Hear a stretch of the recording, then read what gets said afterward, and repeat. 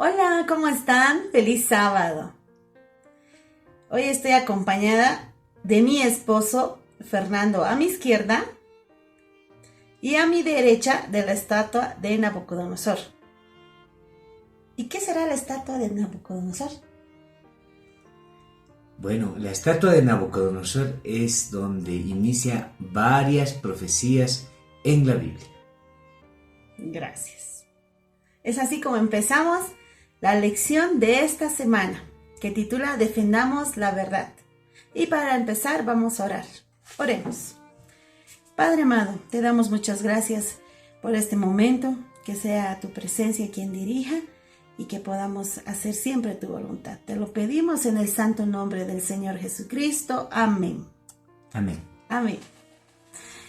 El tema de esta semana, ¿no? El porqué del título, ¿qué significará defendamos la verdad? ¿Cuál verdad? ¿A qué se refiere con defender? Bueno, un feliz sábado a todos nuestros amigos. Defendamos la verdad. Estamos en la lección número 4. Defendamos la verdad. En primer lugar, hubo en la historia varios momentos críticos espiritualmente o religiosos, como quieras llamarlo, ¿ya? Pero Dios mantuvo a unos grupos, a un gesto para cuidar de su palabra, para seguir transmitiendo su palabra en todo tiempo, ¿ya?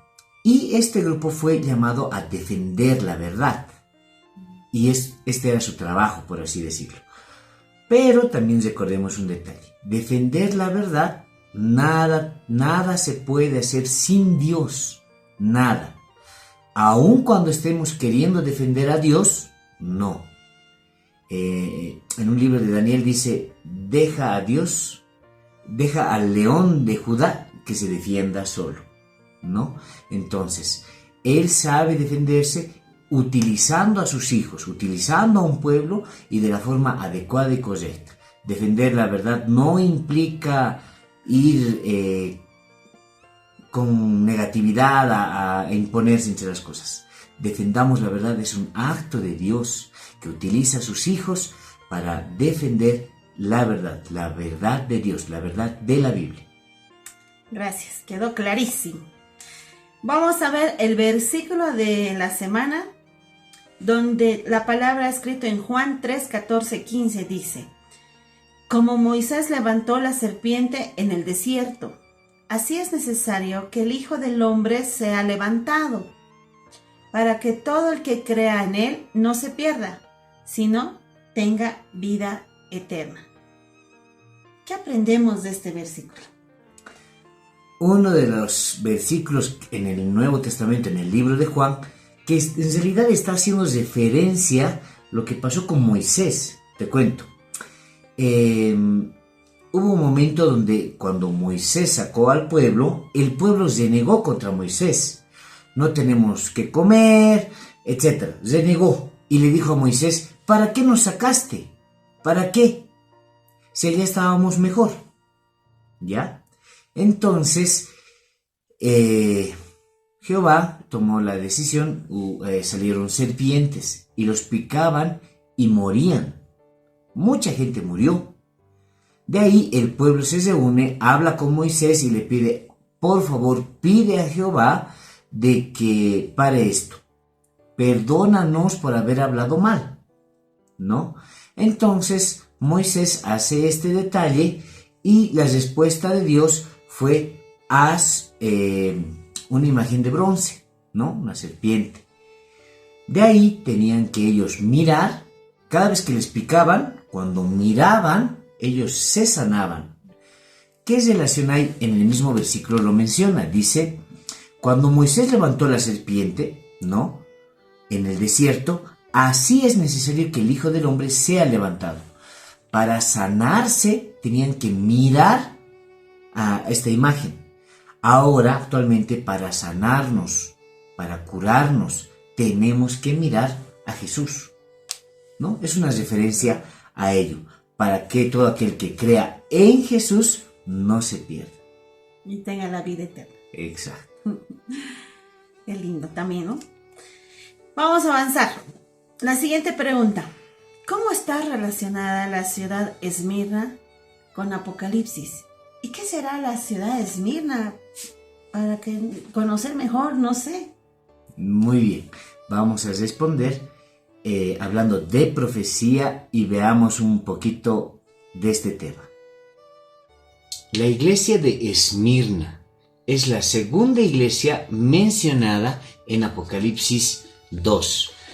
Pero antes de hablar de la iglesia de Esmirna, tenemos que dar una mirada hacia todas las profecías que están en la Biblia. Solo para un pantallazo. Todo inicia con la primera profecía en la Biblia, Génesis 3:15. Pero después ya empieza en el libro de Daniel, en el libro de Apocalipsis, profecías que gracias a esos libros tenemos todo este material profético. ¿Dónde inicia todo? Es en Daniel capítulo número 2. Aquí tenemos la estatua de Nabucodonosor.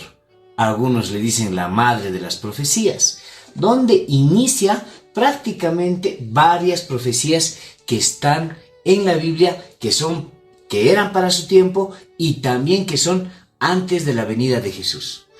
¿Qué profecías encontramos aquí? La profecía de las 4 bestias, que eso vamos a hablar el día de mañana.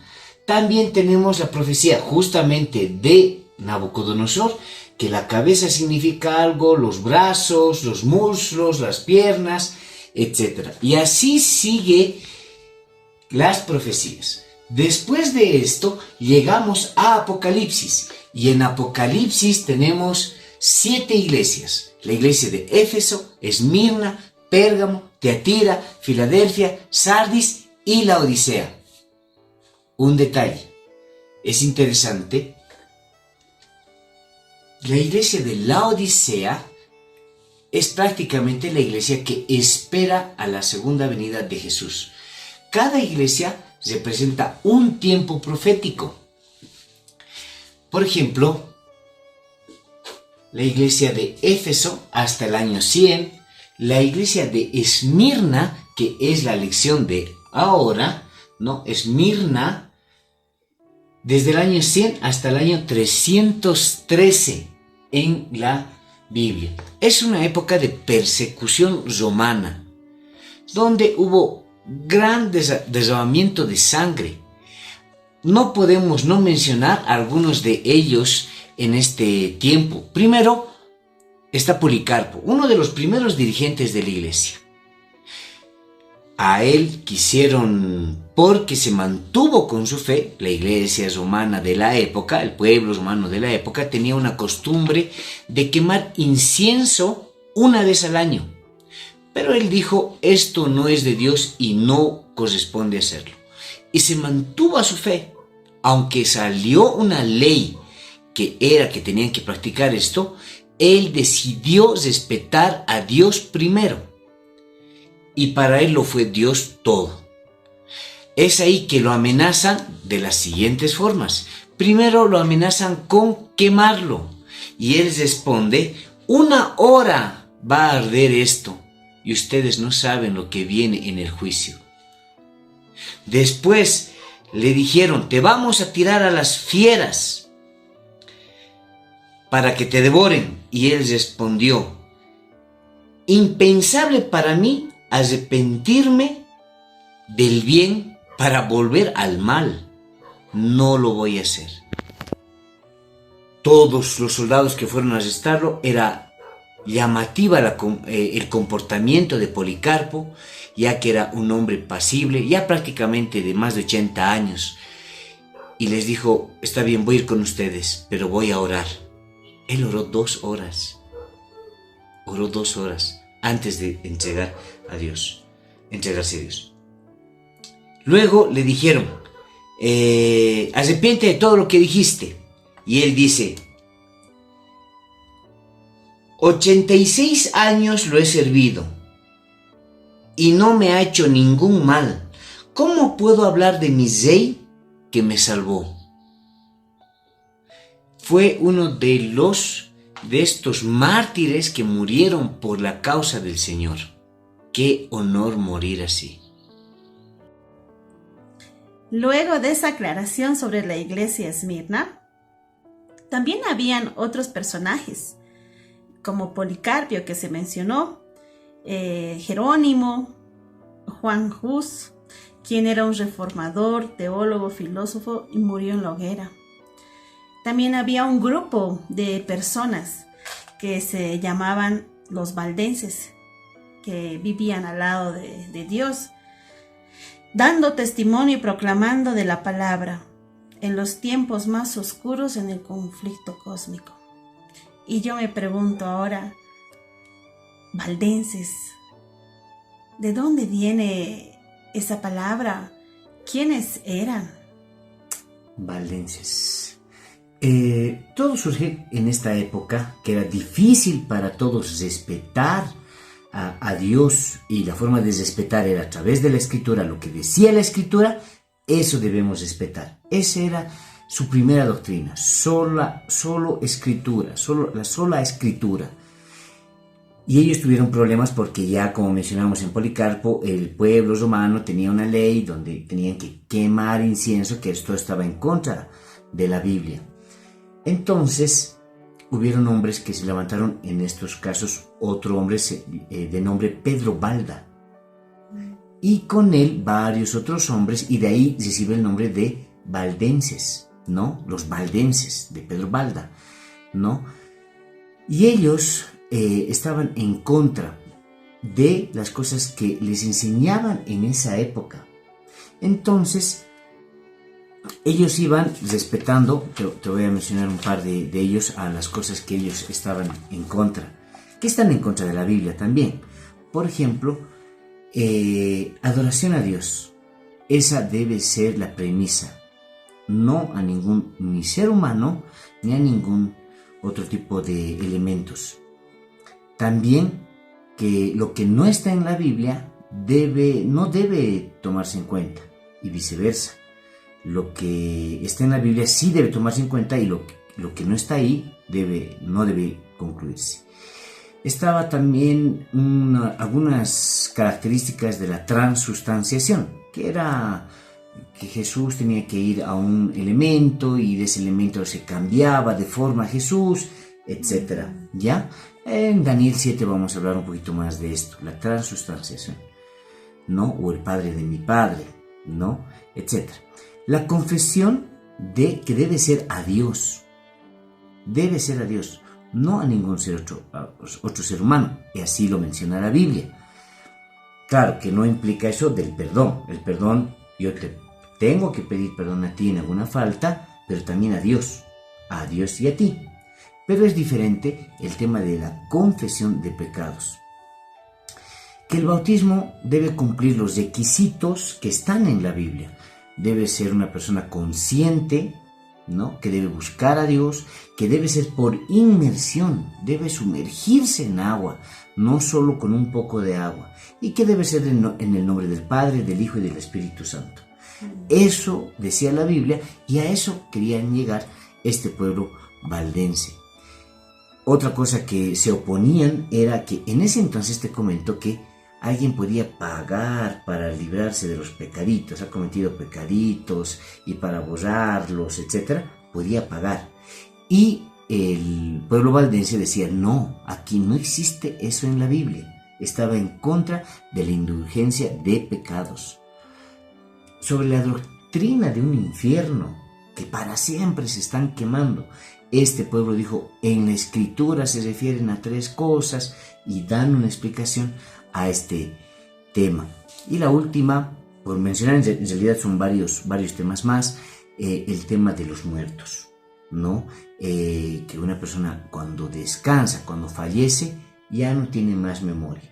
No es un alma en pena, no está viniendo, no te va a jalar los pies, etc.